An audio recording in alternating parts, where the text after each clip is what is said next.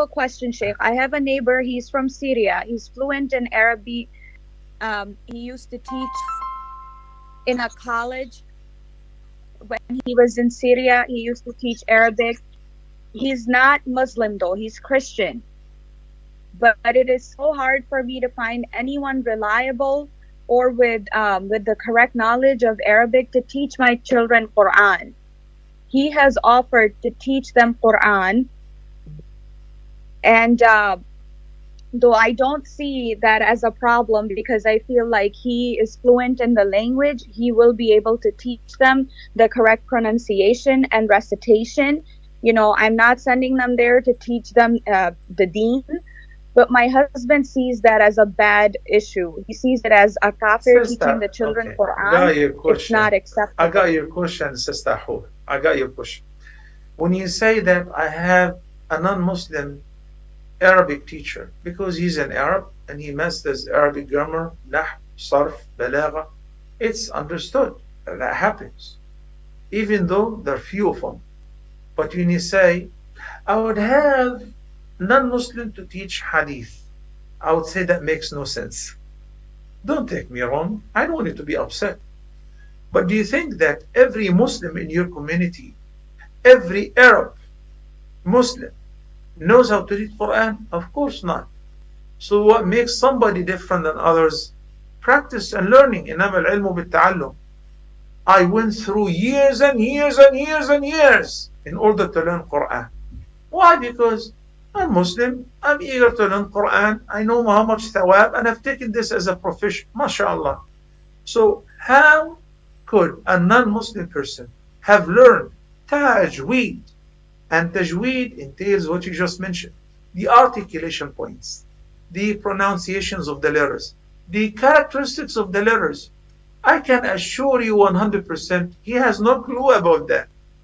You know, when you think, oh, the Arabs speak Arabic fluently, well, that's not true. They speak the slang. You know, when you ask somebody, say, وَفِرْعَوْنَ ذِي الْأَوْتَادِ, and they say, وَفِرْعَوْنَ, anyone would say, وَفِرْعَوْنَ, the Arab. Why? Because they don't know that when the Ra is with Kasra was there, or preceded, Sakina preceded with a letter of there, then it must be thin. وَفِرْعَوْنَ. How would he know that? Only Muslims study tajweed, study the characteristics of the letters, study makharij al-huruf, the articulation points, study the ahkam.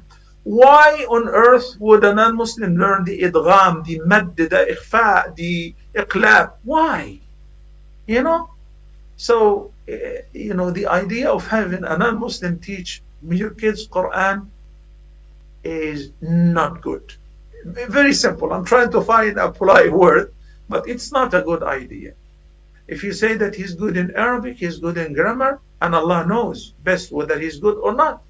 If he's qualified, if he has a certificate, if he has an experience, yes.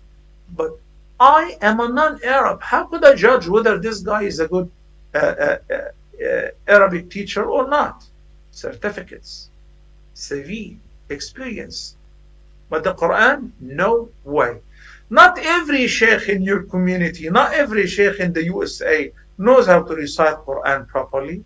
There are many shuyukh who obtain the degree, but they don't know tajweed properly. So that's why we don't say because he's a sheikh, go ahead and teach my kids or teach me. He must be qualified. There's something called ijaza. Ijaza. What is ijaza? When I have the students who recite the entire Quran before me by heart, and they make zero mistakes, which means they've been studying whether with me or with others for years. So I write them an ijaza, like I obtained my ijaza from my sheikh, and he obtained it from his sheikh all the way to the Prophet sallallahu alaihi wasallam. Yani this guy is permitted to teach because now he's qualified. He makes zero mistakes. How could a person get an ijaza without putting much an effort?